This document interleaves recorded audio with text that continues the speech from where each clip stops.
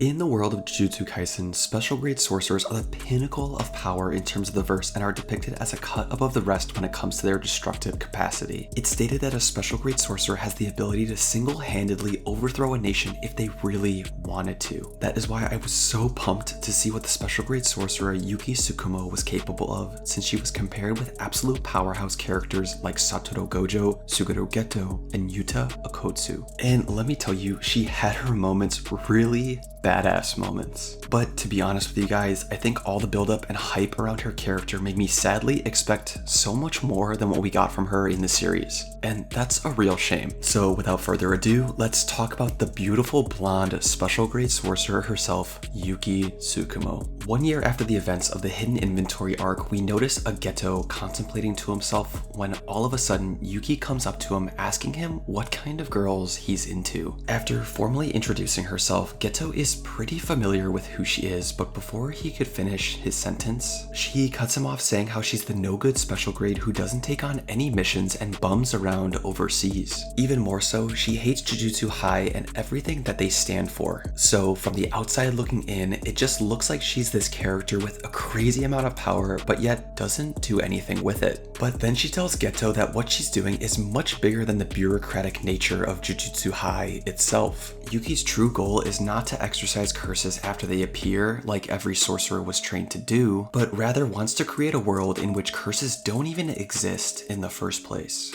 From her perspective, and she's totally right on this, Jujutsu High treats symptoms. What she wants to do is get to the root cause. Similar to her fellow special grade sorcerer Gojo, she resents the way that the Jujutsu world is interpreted by the higher-ups and seeks reform in a way that doesn't include violence. In fact, she thinks it would be absolutely crazy to eliminate all humans, since we know that sorcerers aren't a risk for creating more curses because they have the ability to exorcise others with cursed energy. Rather than being the good-for-nothing special grade that she's labeled as, Yuki is someone unique who wants to change the nature of cursed spirits forever. And I think that's something really noteworthy about all of the special grade sorcerers that we've been introduced to so far in the story. They all have a firm ideology on the nature of the future and what it means for them. When blessed with the overwhelming power that they do, they have the influence to change the future for better or for worse. Yuki then proceeds to tell Geto about the nature of how curses are manifested in the world.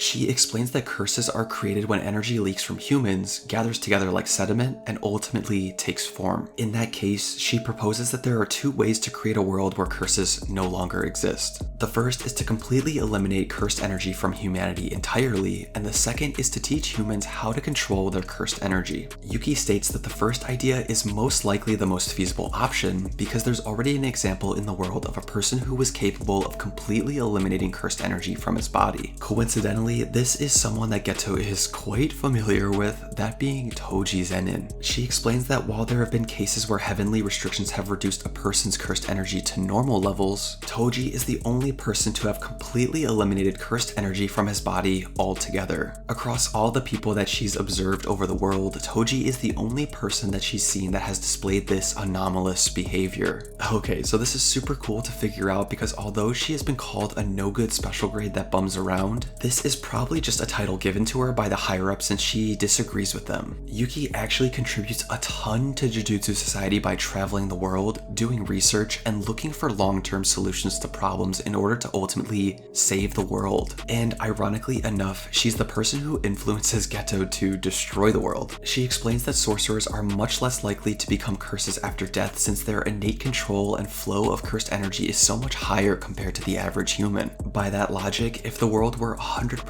sorcerers, no curses would be manifested again. So Geto responds by asking her if an alternative to those things was simply wiping out every human, aka non-sorcerer on the planet. Yuki responds that it's possible and in fact may be the simplest, but not even she is crazy enough to do something like that. Upon hearing this concerning suggestion, she then asks Geto if he hates non-sorcerers, to which Geto responds, I don't know. So based on this conversation, we know that Yuki is someone who isn't inherently evil or the type to do things simply for her research. She has and always had all of humanity in mind. And even more so, I don't think she even thought that her mentioning this would lead to someone actually attempting to do it. After their conversation, Yuki hops on her motorcycle and tells Geto that as special grades, they should try their best to get along. Additionally, she tells Geto not to worry about the star plasma vessel because whether another one was born or offered to Tengen, he's now stabilized. So based off this initial interaction we see between Yuki and Geto, we have a good idea about what her deal is and the role that she plays in Jujutsu Kaisen. She's this badass, aloof character, not taking anything too seriously on one end, but also having a grandiose mission to save humanity from curses entirely on the other. While seeming like she does nothing, she is actually doing amazing things for society. And it's this mysterious but big impact trope for anime characters that I absolutely love. And we don't see Yuki for an incredibly long time. In fact, it's not until the Shibuya incident arc when she pops up again facing off against Kenjaku. Now, this part isn't too important to her overall character, but it's essentially just a repeat of her listing her ideologies. But unfortunately for her, the person she's talking to has been alive for so many years that it's not even worth trying to convince him to change. But without a doubt, the most hype moment we see from Yuki is her epic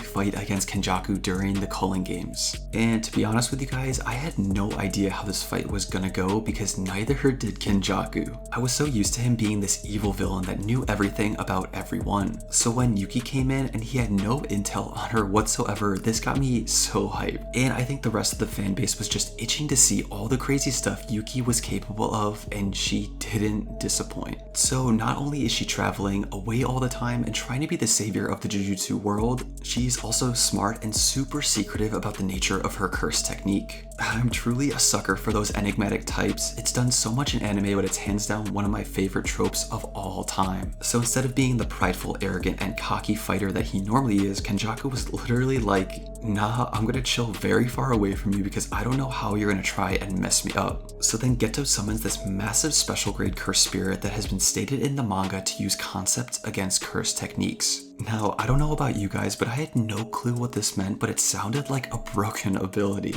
So what does Yuki do to respond to this? She balls up her Shikigami, channels her inner Ronaldo, and kicks it so hard it obliterates the cursed spirit in one single attack. Without hesitation, she blitzes Kenjaku, punches him clean in the face, breaks through both of his arms, and sends him tumbling out of the barrier Tengen created. This is when we get confirmation of what Yuki's curse technique actually is. She has the ability to imbue virtual mass into herself as well as her Shikigami Garuda, and strike an opponent with basically infinite power. This is her curse technique known as Bambaye. After announcing this, Kenjaku is freaking out on the inside and nervous on whether or not he can actually take down Yuki since she basically just obliterated a cursed spirit that has control over concepts themselves. That's truly ridiculous when you really think about it. And after sizing each other up, Kenjaku deduces that although she's powerful, she's not confident enough that she'd be able to win in a battle against his domain expansion. But we later learn that Yuki was just waiting for Tengen to neutralize Kenjaku's domain first before she goes in to finish him off. Unfortunately, this fails, leaving Yuki vulnerable to the sure hit of Kenjaku's domain expansion, and she gets hurt really badly. So much so that one of her arms is basically ineffective and mangled beyond recognition. And as the evil brain sorcerer walks towards Yuki's body laying on the ground, we see her Shikigami appear out of nowhere and launch a sneak attack. Of course, Kenjaku dodges, but then we get one of the most badass panels in all of JJK where Yuki,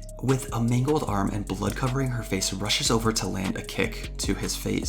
Blocking the attack, Kenjaku annoyingly commands Yuki to heal herself, to which she replies, hell no. Alright, so this made me love Yuki that much more due to her outlook on fighting and just overall savage nature. It's implied that as a special grade she has access to RCT, but the fact she emphasizes offense over everything else just gives me so much respect for her as a fighter and character. And it just reinforces the fact that Yuki is truly Todo's teacher. We could definitely see him act in the same way in any battle he's in. After coughing up blood, Yuki looks as though she's reached her limit when all of a sudden she wraps Garuda around Kenjaku and Choso hops through the barrier ready to let off a piercing blood. So after letting Choso handle some of the fighting, we see her jump back and heal her arm with reverse curse technique, confirming she actually does have it. Trying to deduce Kenjaku's fighting style, she notes that his gravity curse technique has a 6-second cooldown, and in between that time interval, he uses curse spirit manipulation. A little over her head, Yuki commits to an aggressive attack only for her arm to be grabbed by Kenjaku and countered with a miniature Uzumaki to the face. If you guys remember, Geto's Uzumaki is simply a collection of all his cursed spirits that he merges and condenses into one point, firing it off as a huge energy blast. With Kenjaku's increased knowledge and experience, he has the ability to make miniature forms of this attack that are super powerful. Observing how, although Yuki's mass and density changes with her curse technique, it doesn't alter her own durability. Pressing a mini Uzumaki to her stomach, he blasts a hole straight through her body. Yuki, almost accepting her fate, tells Choso to leave and lead a better life for himself.